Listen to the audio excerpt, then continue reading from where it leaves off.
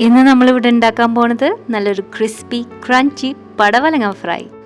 പടവലങ്ങ 65 എന്നും പറയാം.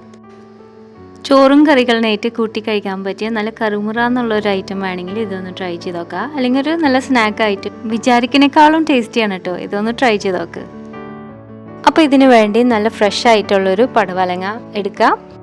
പീൽ ചെയ്യണമെന്നില്ല കേട്ടോ. പിന്നെ വല്ല ചതവൊക്കെ ഉള്ളിടത്ത് മാത്രം ഒന്ന് പീൽ ചെയ്തെടുക്കുകയാണ് ഞാൻ. എന്നിട്ട് മുറിക്കാം. പകുതി നീളത്തിൽ മുറിച്ചതിന് ശേഷം അതിൻ്റെ കുരുഭാഗമൊക്കെ സ്പൂൺ വെച്ച് സ്ക്രേപ്പ് ചെയ്ത് കളയാം.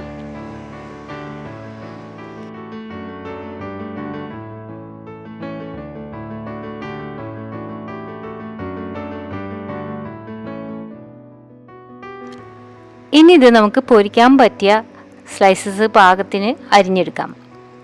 അപ്പോൾ ഒരുപാട് കനം കൂടാനും പാടില്ല, കുറയാനും പാടില്ല.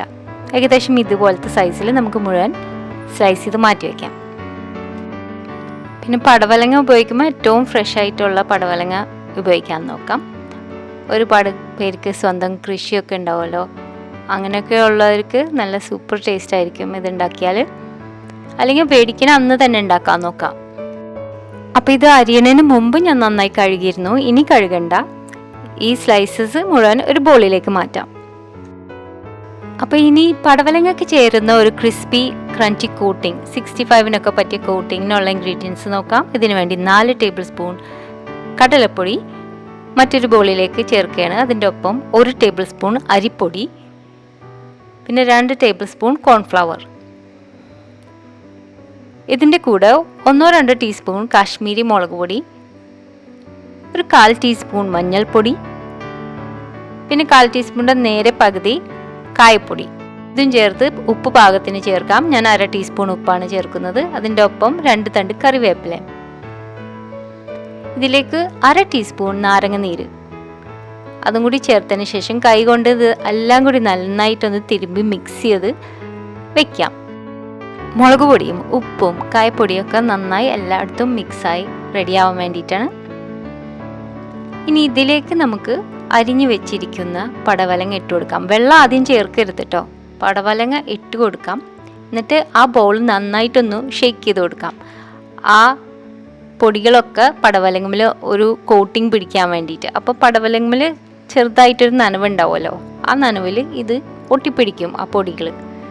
ആദ്യം ഇതുപോലെ ഷേക്ക് ചെയ്തതിന് ശേഷം പിന്നെ അടിയിൽ ബാക്കി വരുന്ന ആ പൊടികൾ മിക്സ് ആവാൻ വേണ്ടിയിട്ട് കൈ കൊണ്ട് മിക്സ് ചെയ്യാം. ഇനിയാണ് വെള്ളം ചേർക്കാൻ പോണത്. വളരെ കുറവ് വെള്ളം എടുത്താൽ മതി. കൈ കൊണ്ട് കുറച്ചിട്ട് കൊടുക്കാം. അടിയിലത്തെ പൊടി മുഴുവൻ നനയണ വരെ മിക്സ് ചെയ്ത് കൊടുക്കാം. തീരെ കൂടി പോകരുത് വെള്ളം ചേർക്കുന്നത്. അപ്പോൾ കുറച്ചും കൂടി ചേർത്ത് കൊടുക്കാം. ആ പൊടികളൊക്കെ നനഞ്ഞ് ഒരു ചെറിയൊരു കോട്ടിങ്, നനഞ്ഞൊരു കോട്ടിങ് പിടിക്കണം. ഡ്രൈ ആയിട്ടുള്ള പൊടി ബാക്കി നിൽക്കരുത്. അപ്പോൾ അടിയിൽ കുറച്ചും കൂടി പൊടിയുള്ള കാരണം ശകലം കൂടി വെള്ളം ചേർത്ത് കൊടുക്കാം. ഒന്നും കൂടി ഇതുപോലെ മിക്സ് ചെയ്ത് കൊടുക്കാം. ഇപ്പം കാണുമ്പോൾ മനസ്സിലാവും, പൊടിയൊക്കെ കാണാണ്ടാവും. ഈ പടവലങ്ങയിൽ ഒരു ചെറിയൊരു കോട്ടിങ് നിൽക്കും. തീരെ വെള്ളം കൂടി പോകരുത് കേട്ടോ. അപ്പം ഇത് ഫ്രൈ ചെയ്യാൻ വേണ്ടി റെഡി ആയിട്ടുണ്ട്. എണ്ണ അടുപ്പത്ത് വെച്ച് ചൂടാക്കുന്നുണ്ട്. ഞാൻ സൺഫ്ലവർ ഓയിലാണ് യൂസ് ചെയ്യുന്നത് കേട്ടോ.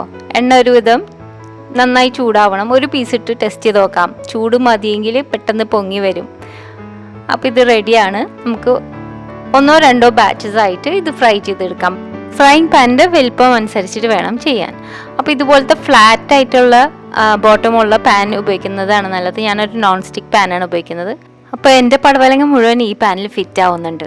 ആദ്യം ഇട്ട ഉടനെ ഒന്ന് പരത്തി കൊടുത്താൽ മതി കേട്ടോ. എന്നിട്ട് പിന്നെ ഇളക്കരുത്, ഒരുപാട് ഇളക്കരുത്, അല്ലെങ്കിൽ ആ കോട്ടിങ് അപ്പം തന്നെ ഊരിപ്പോവും. കുറച്ചൊന്ന് സെറ്റ് ചെയ്തതിന് ശേഷം നമുക്കൊന്ന് പതുക്കനെ തിരിച്ചും മറിച്ചും ഒക്കെ ഒന്ന് ഇട്ട് കൊടുക്കാം. എന്നിട്ട് പിന്നെ മൊരിയാൻ വേണ്ടി കുറച്ച് സമയം കൊടുക്കാം. വീണ്ടും കുറച്ച് ഒന്ന് മറിച്ചും തിരിച്ചും ഒക്കെ ഇട്ട് കൊടുക്കാം. ഇത് നല്ല ക്രിസ്പായി വരും കേട്ടോ.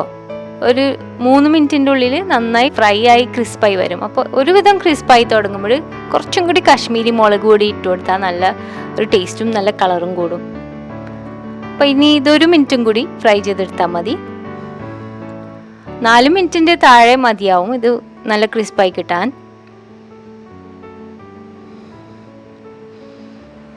അപ്പോൾ അതിൻ്റെ സൗണ്ട് കേൾക്കുമ്പോൾ അറിയാം ഇത് നല്ല കിലുകുലി സൗണ്ട് കേൾക്കുമ്പോൾ അത് നന്നായി മൊരിഞ്ഞ് വരുമ്പോൾ. ഇപ്പോൾ ചെറുതായിട്ട് കിലുകുലിയൊക്കെ കേൾക്കുന്നുണ്ട്, എന്നാലും കുറച്ചും കൂടി ആവട്ടെ. അപ്പോൾ ഏറ്റവും അവസാനം ഒരു 2 തണ്ട് കറിവേപ്പിലയും കൂടി ചേർത്ത് കൊടുക്കാം. ആ മൊരിഞ്ഞ് വരുന്ന വരെ ഒന്നും കൂടി ഇട്ട് കൊടുക്കാം. അവസാനം ആ കറിവേപ്പില ഇടുമ്പോൾ നല്ലൊരു ഫ്ലേവർ കൂടും കേട്ടോ. അപ്പോൾ ഈ കറിവേപ്പിലയും കൂടി ഒന്ന് മൊരിഞ്ഞിരിക്കണം.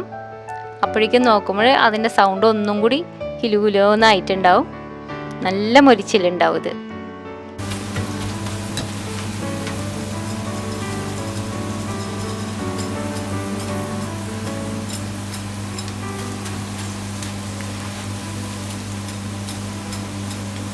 അങ്ങനെ നന്നായി മൊരിഞ്ഞ് കഴിഞ്ഞതിന് ശേഷം നമുക്കിത് പ്ലേറ്റിലേക്ക് മാറ്റാം, എണ്ണയിൽ നിന്ന് കോരി മാറ്റാം മുഴുവൻ. അപ്പം ഇത് വേഗം ചോറ് റെഡി ആയിട്ടുണ്ടെങ്കിൽ അതിൻ്റെ കൂടെ കൂട്ടിക്കഴിക്കാം. നല്ല തേങ്ങ അരച്ച കറികളോ എന്തെങ്കിലുമൊക്കെ ഉണ്ടെങ്കിൽ അതിൻ്റെ കൂടെ സൂപ്പർ കോമ്പിനേഷനാണ്. അല്ലെങ്കിൽ ഒരു സ്നാക്കായിട്ടും സെർവ് ചെയ്യാൻ പറ്റും. പിള്ളേർക്കും വളരെ ഇഷ്ടപ്പെട്ടൊരു ഐറ്റമാണ് കേട്ടോ ഈ പടവലങ്ങ 65. എല്ലാവരും ഒന്ന് ട്രൈ ചെയ്ത് നോക്ക്. ട്രൈ ചെയ്താൽ ഫീഡ്ബാക്ക് അറിയിക്കുക. പിന്നെ റെസിപ്പി ട്രൈ ചെയ്യുകയാണെങ്കിൽ ഉറപ്പായിട്ടും എനിക്കൊരു ഫോട്ടോ അയച്ചു തരണം. എൻ്റെ ഇമെയിൽ അഡ്രസ്സ് recipesarsimple@gmail.com അല്ലെങ്കിൽ ഇൻസ്റ്റഗ്രാമിലും അയക്കാം. അപ്പോൾ അടുത്ത പ്രാവശ്യം ഒരു റെസിപ്പി വീഡിയോ ആയിട്ട് വരുന്നത് വരെ thanks for watching and bye from Shana.